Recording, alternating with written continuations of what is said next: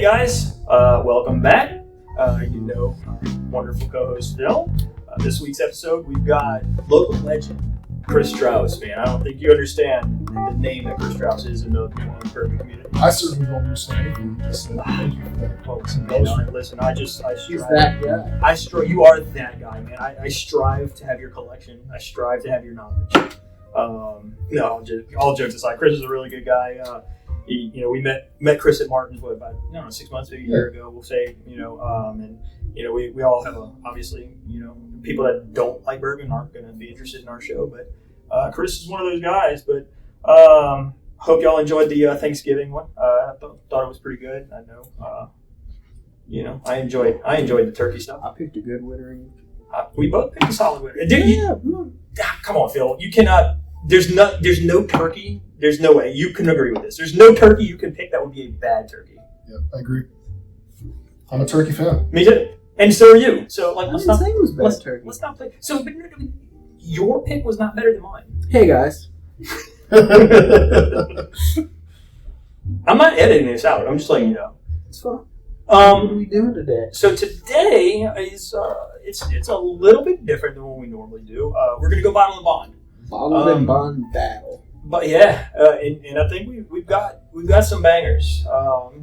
Chris, do you know anything other than the bottle that you brought? Do you have any idea what you're drinking today? You've already tipped me off that they're all bottle and bond. That's all I know. Jesus, let's edit that out. No, I'm just playing. Okay, so zero clue. No idea. You're going in with no bias, other than that you might think yours should win. Not necessarily. I've had it's a good bottle and bond, but I've had better. Okay. Like what? Well, I mean, probably the most. What would you say? As far as like the tater category, E.H. Taylor bottle and bond. Sorry, he's making fun of part of our guests, but E.H. Taylor bottle and bond probably. Yeah. Listen, E.H. Taylor can, in my way, can do no wrong. In my opinion, can do no wrong. But in general, like we were talking a little bit before this. Calm down. Bottle and bond is a fairly narrow category, so there's not as much differentiation. Once you've already narrowed it down to bottle and bond, there's only so much of a window that you can work in at that point. Right. They're all 100 proof. They're all fairly smooth. They're not overly complex. There's always exceptions, but these are the general categories I would put them in. And so, guys, like what bottle and bond is there was an act done in 1897, right? It's called the Bottle and Bond Act, and way back, I guess in the mid 1800s, they were putting a bunch of crud in these whiskeys and trying to pass them off as an American whiskey, and they would even put fillers in it. They put dyes in it to make it darker, right? And so what happened is the government stepped in and said, okay, listen, we're gonna regulate this, and we're gonna call it the Bottle and Bond Act of 1897. And what they're gonna do is it's got to be one distiller from one distillery. And if it's bottled somewhere else, it has to be disclosed on the bottle. It has to be aged a minimum of 4 years. Yep. And it can only be done in one of the two seasons, right? So what is it, January to, I don't know. I'm going to have to look into that one. But I know it's basically like January to June and then like whatever to December, right? There's a space in there that it can't be done in. But, it basically was just a way to control, the product that was being put out. I mean, as far as what you're going to taste, for myself, I don't consider myself overly sophisticated. The thing you're going to notice is the 100 proof. Okay. They're all 100 proof. So that right there narrows down, the amount of variety that you can expect. Would you say that, I'm not going to even ask Phil this, would you say that just a good bottle and bond would be a good, you want to get home and you just want something smooth, not over the top, but not smooth. But I'm sorry, not soft smooth. on the palate. Soft on the palate. It's easy sipper. An easy sipper. What master distillers hate the term smooth. They do. They cannot stand when you call their whiskey smooth. Never heard that. Yeah, they said that. I think my uncle said that, but he said they told him that at one of the, I think maybe Victor's even said that a lot of people kind of hate when they call our stuff smooth. It's terrible. Well, they are. I mean, they're all lower proof, very low entry proof. What's like I told Jeff like last Eric week. of bourbon. Nicely done, sir. Super smooth but not too complex. But yeah, they're good. They're good easy sippers, and they're good warm up pours. I like to start with a 90-100 proof typically. And that's where I was going. And like I was telling you, the whole smooth thing. You call a spade a spade. I told the same thing to Jeff last week, right? That you call a spade a spade. If it's smooth, it's smooth, right? If I go rub my hand on a smooth paint job, right? Yeah. It's smooth. Yes, I can call. Oh, it's soft on the hand. Yeah, I mean, there's little to no burn. Okay. There's not really because they're 100 proof bourbons. There's really no spice in them typically. Right. So yeah, I would say a good layman term for me would be smooth. Okay. You want to talk about your bottle? What'd you bring today? So Heaven Hill, typically people call it Heaven Hill 7 or Heaven Hill Bottled and Bond. It's a 7-year, 100 proof bottled and bond whiskey made by Heaven Hill. It has only recently been widely available in the greater New Orleans area for, I would say, the last 6 months or so. I could be a little off on the timing, but I know when I got my first bottle, it was nowhere to be found in the state. My brother got it for me in North Carolina. And now, not only is it easy to find now, I mean, we were just at Martin's and it's on the shelf for under $50. Right. I recently got some from one of the warehouse clubs in the area for $41. So it's easy to find and it's very, it's very easy on the wall. I'm definitely seeing it pop up more frequently. So it's just, it's another bottle. It's. What else would you say Heaven Hill is known for? Like that other people that might not have seen it? Because, like you said, it's a relatively new to Louisiana bottle. And I know when I saw it, I don't remember where I saw it. Well, there are some other whiskeys that Heaven Hill makes that you would more commonly come across. Well, the one that I would most closely associate with it is typically on the shelf right next to it, McKenna 10. Okay. Which is also a bottle and bond. Last I saw, McKenna 10 was relatively highly allocated. Man, it's on the shelf everywhere now. Yeah, do you think that's a product of the price increase? So I think they probably have production on it, and the fact that it's I've only had one bottle personally. I'm not a fan. You would think ostensibly it would be very closely related to this as far as the juice, but it is not. The one bottle I had I'm not a fan of it. But this stuff is fairly reliable. I've opened up a few bottles now, and they're all pretty consistent.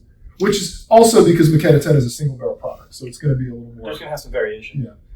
I have a bottle of this. I remember the first time I saw it. I think I saw it at Zappardo's. Not to name drop Zappardo's because I'm not a regular there. But I did see it there, and I guess it was like a limit one at that point. And it was fairly priced, right? I think it's a $40 bottle. Yeah, 40 to 50 is the. Yeah, and so I remember making the call. Like I'm calling everybody, hey guys, you don't want this? I can send I send Shirley in. She wants to grab it for for my uncle because my uncle looks out for me. He'll ask me, do I want something, and I'll call him or Phil. Yeah. Make sure that they don't want something. I have found that this bottle in particular, my bottle, though I wasn't the biggest fan when I opened it up. I felt it was hotter than the 100 proof. But I felt it didn't have again, that's kind of it goes back to what you were saying, right? That like 100 proof. I mean, a bottle of bonds, it's kind of got that even keel. It's not going to blow your face off, but it's not going to, it's not going to disappoint you either. Right. I felt that it had a little less of the flavor profile that I was looking for. But as I've let it open, right, I think my bottle's been open 3 months now, and it went from, if I'm going to rate it on a 10-point scale, it probably went from a 7 to a 8. I often find, in general, whiskey gets better after it's open. There are some exceptions to that. Yeah, well, I get that, but it's, I don't know. Maybe could that be an anomaly? Yeah. I don't know. The bourbon I most associate with Heaven Hill is Elijah Craig. Yeah. That would probably be one of the ones that the common person would know. Yeah. They would come across and maybe buy and not know anything about that. So and listen, like I hate if you know bourbon, right? And like we're explaining this as if you don't know, but like we do have a lot of people that watch this show that don't really know, like what's bottle about? Oh, what is Heaven Hill? So a lot of your companies, like if you see Russell's, that's actually Wild Turkey, right? If you see Elijah Craig, that's Heaven Hill, but Heaven Hill is larceny. So. Think about this, right? Weller. Everybody thinks Weller, right? That's Buffalo Trace, which is owned by Sazerac, right? So it's like there's so many different layers to it that just because you say, oh, well, I don't like Buffalo Trace, well, that doesn't mean you don't like all of Buffalo Trace. It just means you don't like a particular bottle of it, right?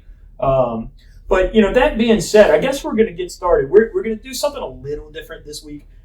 It's going to be your regular, your 4 blind that you only know one. Okay. And thanks to my uncle, I'm going to shout out my uncle. He gave us a bottle for you to sample that is a wild card. But that will be your last one. So what I want you to do, I want you to rank your first 4, your regular 4, rank them 1 through 4, and then you'll have the wild card, and you kind of put that where you think it would lie. So I'm going to ask Phil, since you prepared these. These are the 4 that are to be lined up first, and then this is the wild card. Okay, This is the wild card. Okay, Left to right. all right. So just visually, and this is what I would say is one of the observations about Bowman and Bond. There's not a lot of variety, so I'm really not able to there's really not a lot of differentiation in color. Hold it up a little bit, but point being, I'm not going to be able to tell anything by looking at it. Well, I think a lot of it has to do with the fact that I would guess, I mean, obviously with the exception of like a Heaven Hill, right, that sat in the bottle for 7 years, you figure a lot of them. Well, no, that's not really true. I guess because I'm going back to the 4 year thing. I'm going back to the 4 year, but it's at least 4 years. At least 4 years. So I was thinking, okay, well maybe the 4 year thing, but no, that's true because if you're talking about you got a 7 year in there, right? You would think it would be darker sitting in the oak longer, or if anything, I would just think it would change the color more. So this one's very sweet on the nose. Okay. And you're starting left to right, okay. Well, did you say you wanted me to go right to left? Left to right. Okay. That's right. So I have 1, 2, 3, 4 labeled.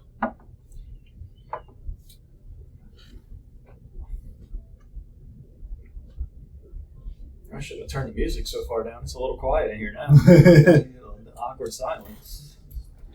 Same a joke, man. And this is definitely not. This is extremely serious. After work activities. This is gonna sound extremely amateur of me, and I am an amateur, but they all smell very similar. Okay, so nothing's jumping off the page. Nothing's really jumping off the page at all. Well, I mean that's good. It means there's some consistency there. Yeah, I mean this is. I think I'm gonna have in a blind like this, and I've never done a bottle bomb blind before. I'm gonna have a hard time picking anything specific out. What's been your favorite blind that you've done? So my wife, the only blinds I've actually done are just ones my wife did for me. Okay. So I that's did, a lot of us, right? Like my wife does it all the time. I did one. Shout out to Caroline. She'll probably eventually watch this. The only blinds I've done have been like Russell's lineups. Like I had Russell's Russell's Saffel, Russell's single barrel, and then I think I had a couple different Russell's 13s in there. Have you had Old Rippy? No. That's the one I want to find. I hear that one's impossible. I heard it, but I heard it's the best. That's what I've heard too. Yeah, we did Bond and Leather last week. But Saffel's fantastic. Is it? I would put it above a lot of Russell single barrels that I've had. Wow. It's and very good. Do you find it better than the Bond and Lillard? I haven't had that one, but I've heard. You have some? I've heard that it's better than Bond. I mean, I see it on the shelf still. Lillard to be too. It was underwhelming. That's why I haven't picked up a bottle. I've heard it. It was, and I like it. Like when I know what it is, and this is going to sound really stupid because obviously the fun in this is the game, right? The blind game, right? But when I know what it is, when I was like, look, when I go home and I want a vanilla bomb, I'm going to go pour that Bond and Lillard. Okay. Because that's my mind just brings me to, okay, I want a vanilla bomb that I Bond and Lillard. No, I think and it's been several months, but I think the Saffel has a lot of vanilla in it too. I think a lot of them do. I think all 3 of them were that was their thing. Yeah. So, but yeah, no, I don't want to delay you anymore. No, stuff like that comes to mind. So you knows them all, nothing special, nothing's like this one's definitely the best nose. Maybe this one, number 2, is a little more muted. Okay. But overall, I'm not picking out anything specific. That would set off any alarms that one of them is different. That first one tastes familiar. I have an idea what it could be, but I'm not going to say anything. Okay. I mean, you can. You can more than welcome to guess at any of these. Well, the one I have in mind, I don't believe is technically a bottle and bond. I think it's 100 proof, but I don't think it's technically considered a bottle and bond. We only put bottle and bond in for tasting, so. Then I'm not even going to mention what I had in mind. But it's something. There's some familiarity there.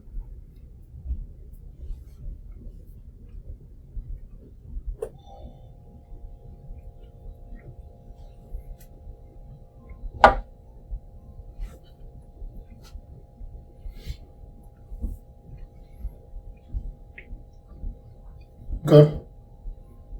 So far, one's better than 2. Okay. It's It's about as descriptive as I can be. Like, is it like a landslide, or is it just kind of like if I was going to drink, this is a relatively small taste, right? If I was going to drink a whole pour of something, I would lean more towards the one. What do you find about the finish? Either one of them longer than the other? One was a little longer than two. Okay, is that what you liked about it? I would say more the flavor profile, a little bit more complexity in one so far. Okay, a little bit more bold taste to it. Okay, I'm gonna go in number 3 now. Phil, you done any golfing recently? Define recently. Since the last time we talked on a show. Not since the last time we talked on the show, no. You got any trips planned? No trips. The next trip is February. And we need to make that run out to Charlotte and go hit around with my cousin. I'll drive the golf cart because I can't do anything with a golf ball. So 2 and 3 are kind of similar. Okay. And this is going to be number 4.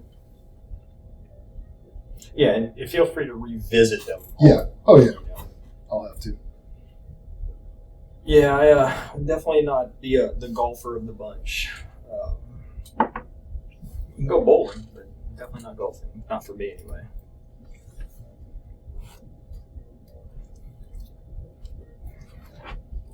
So I'm gonna say number 1 is still probably my front runner. Okay. I don't even know what order they're in.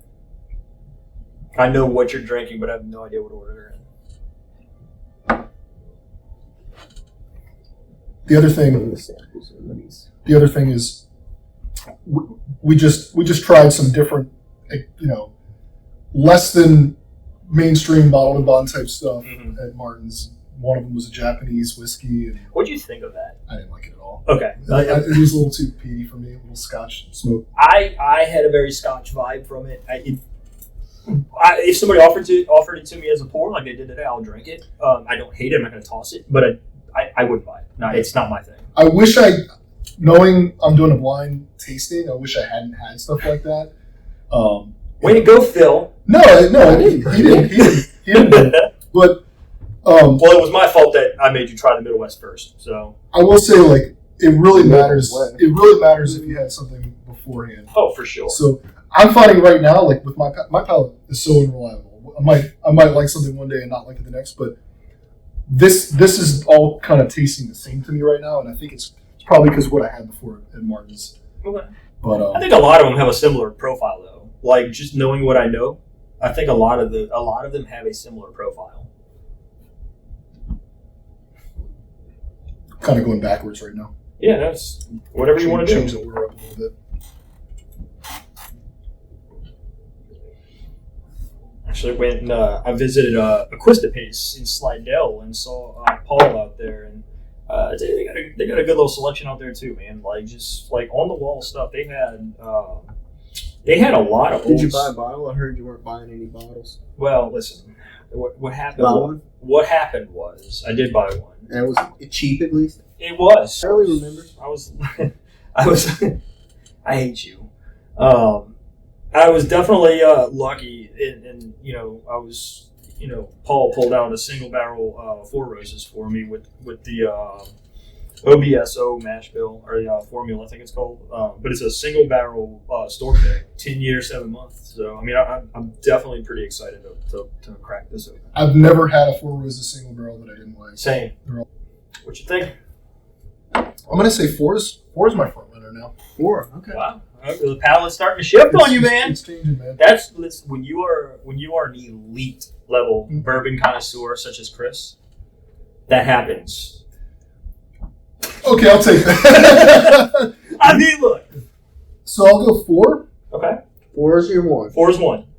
4 is first. Then 1, and then 3, and then 2. Oh, interesting. You know what? We screwed up.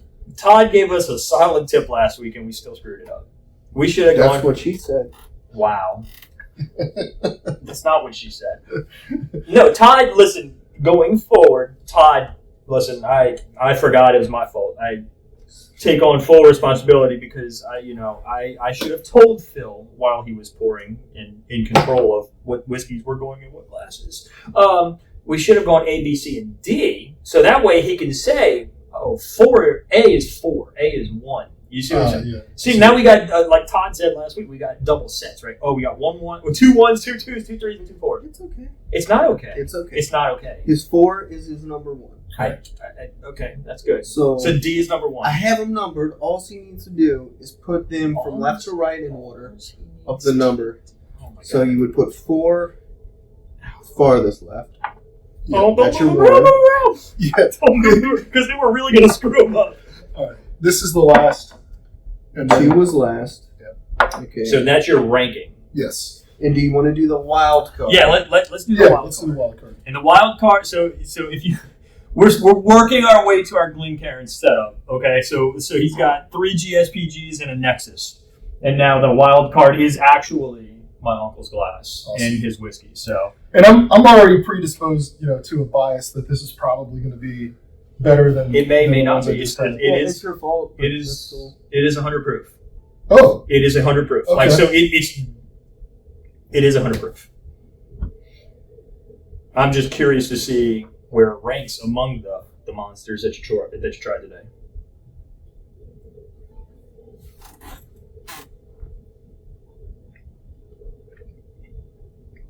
I mean, I'd have to put this number 1 now. Far I don't even know what it is, but it's number 1. It's fantastic. Yeah, this is good. I'm not going to tell you what it is just yet. We did a tasting with some pretty big heavy hitters, and that one won. I think all of us picked it first. I think it even had that old Louisville in that tasting too. Oh, that old Louisville's good. I didn't like it. Really? I didn't like it. Wild Turkey 12 was in it. Was that the one with the Turkey I 12? believe so. That's right. It was Turkey 12 Voyage. So listen to this. What you're drinking right there. Beat Voyage. Beat Voyage? Barely. Beat Voyage. So I had Turkey 12 and Voyage tied. And depends on the night. I could have had either one of those as number 1. But that particular tasting, this beat out Turkey 12, Master Pete Voyage, Wow. and Old Louisville. The nose on this is awesome. I mean, You're gonna listen when it doesn't even compare on the price spectrum with the others. That actually might be one of the lower price ones out of everything he's had today. Which one? You also don't. What you're drinking right This now, one? that is probably Really? You don't get it in Louisiana. you don't get in Louisiana. But if you want that, I can get that for you. Interesting. Yeah.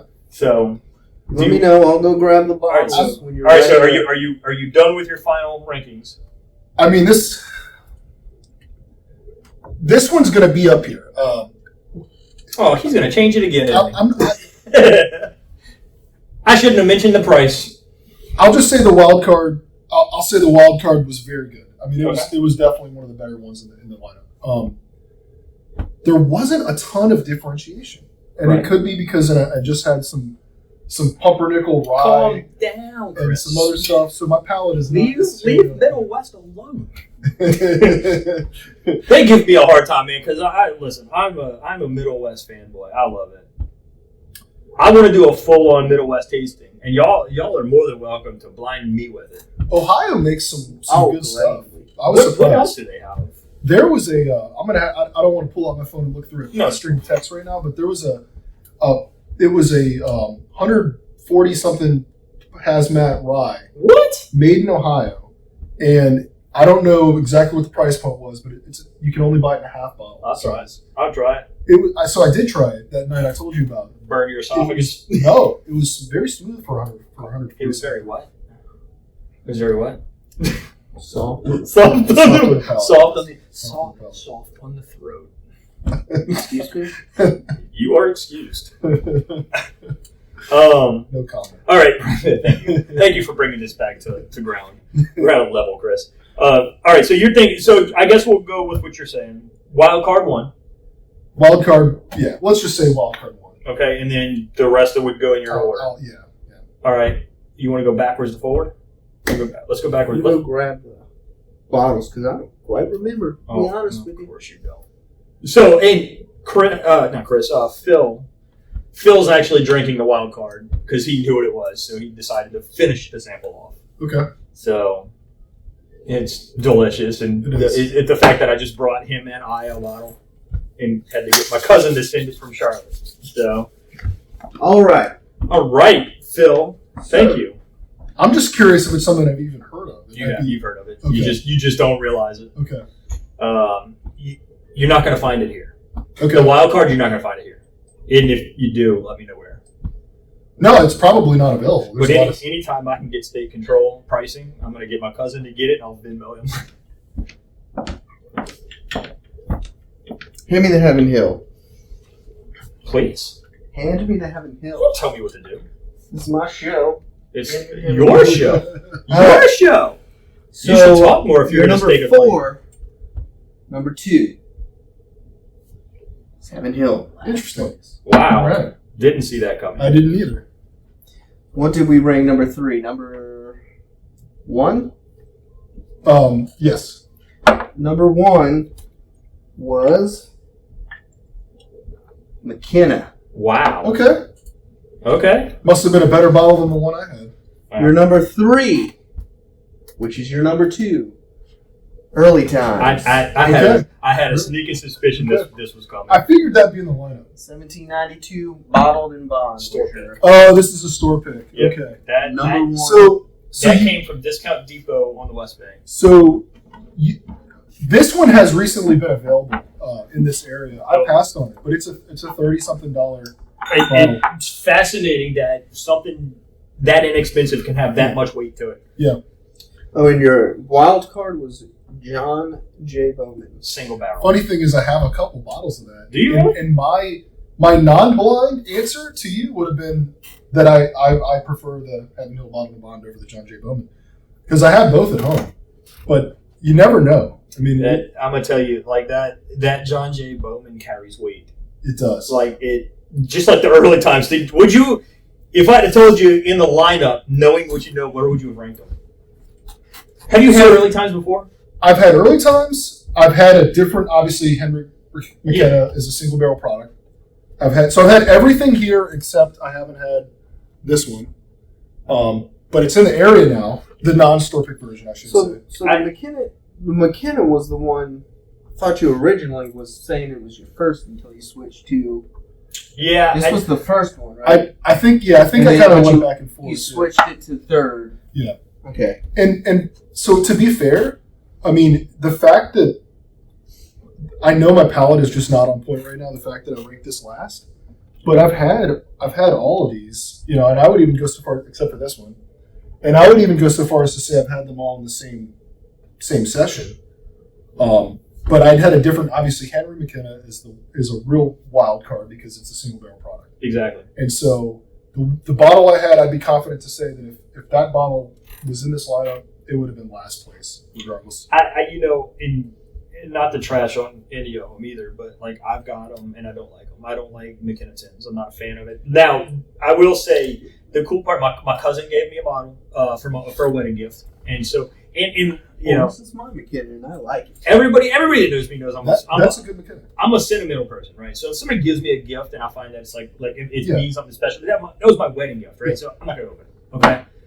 My uncle got me a bottle with my birthday on it. That's awesome. And so if I find I will buy a McKenna 10 if it's got a cool date. Like if I find our wedding day, I'll buy that. Or if I find like my grandma or grandpa's birthday, I'll buy that.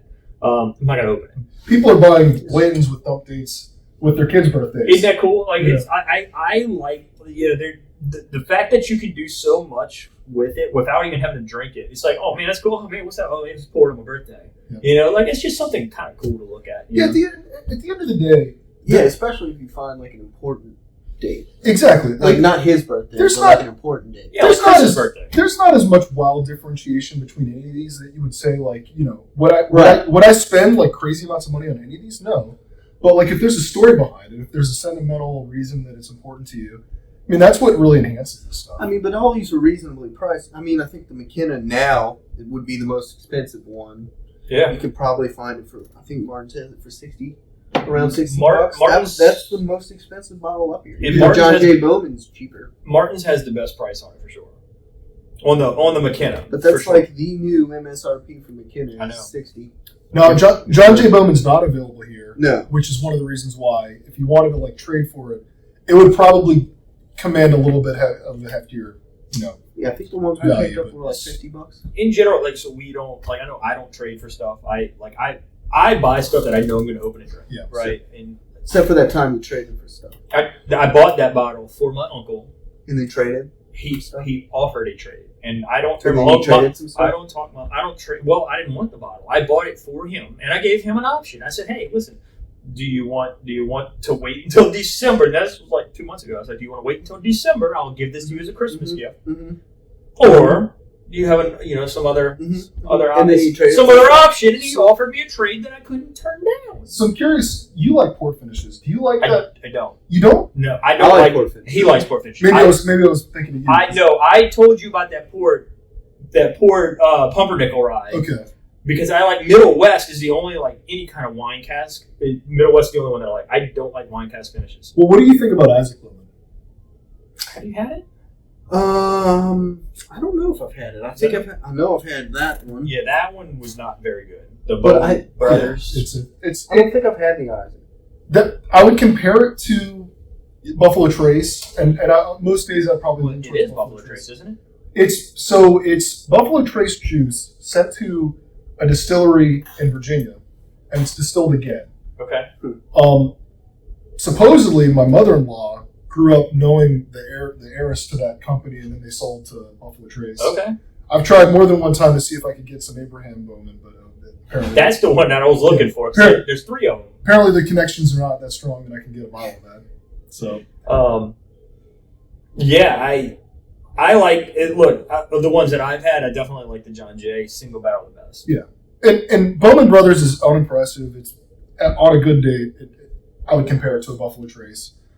Isaac Bowman is a port finished. It's maybe if it was a higher proof, it would be a little more substantial, but it's just not that.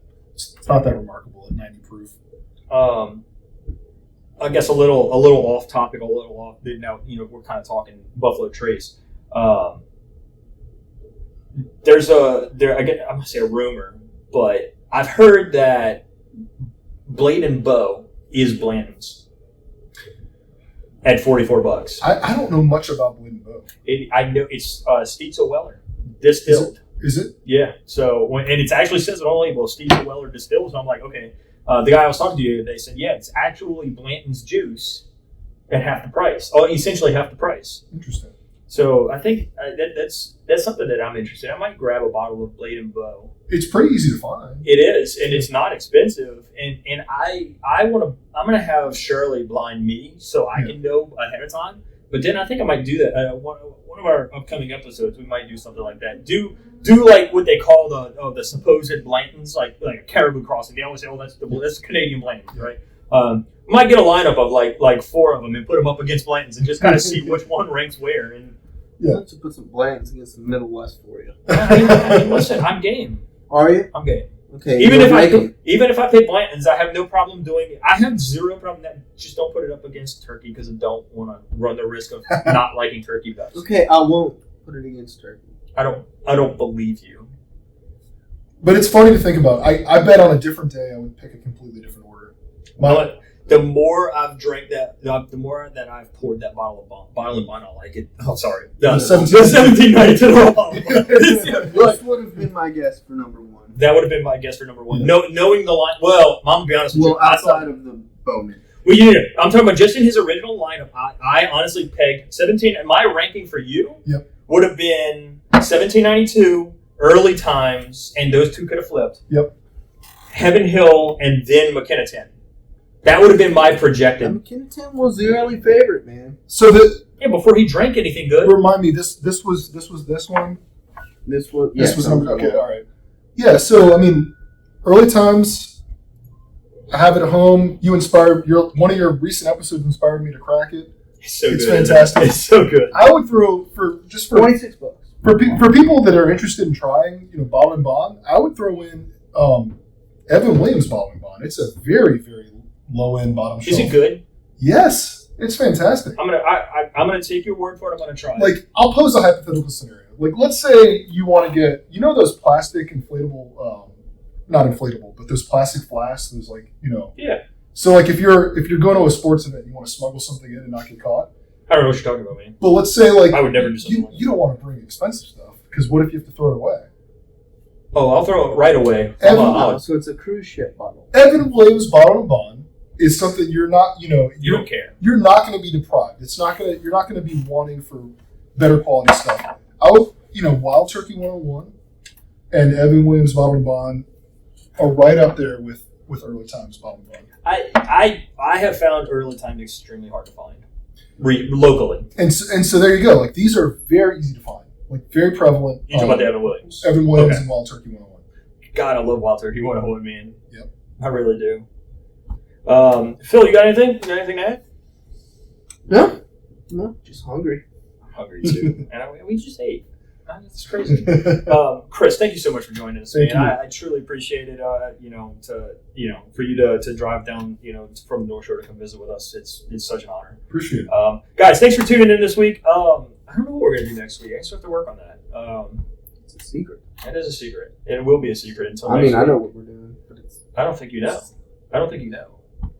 Because you haven't run it by your boss yet. Welcome to my show. Yeah, your show. You can't even come up with a name. You can't come up with a name. I came up with a great name. Chris Frank gave us the spawn point of the name. That's pretty cool. Pretty cool video game reference there. Shut up, Phil. But I think we've landed nicely on Beyond the Barrel Bourbon. I think it adds a little touch of I don't want to say elegance to it because it sounds cheeseball, but I'll be cheeseball. Yeah, don't say elegance. It's a little bit meta. Yeah. So don't sound like ChatGPT, man. First of all, you love ChatGPT. That is your second employee. Don't talk to me. Do not talk about my employee like that, or I might have to call somebody that can handle you. Your employee. Leave me alone. Chris, thank you so much, man. Hey, it's not too early to say Merry Christmas. Merry Christmas, Chris. Appreciate you. All right, thank you. Thanks, Phil. Catch up next week. Next week, my show. See y'all soon. Phil thinks it's his show.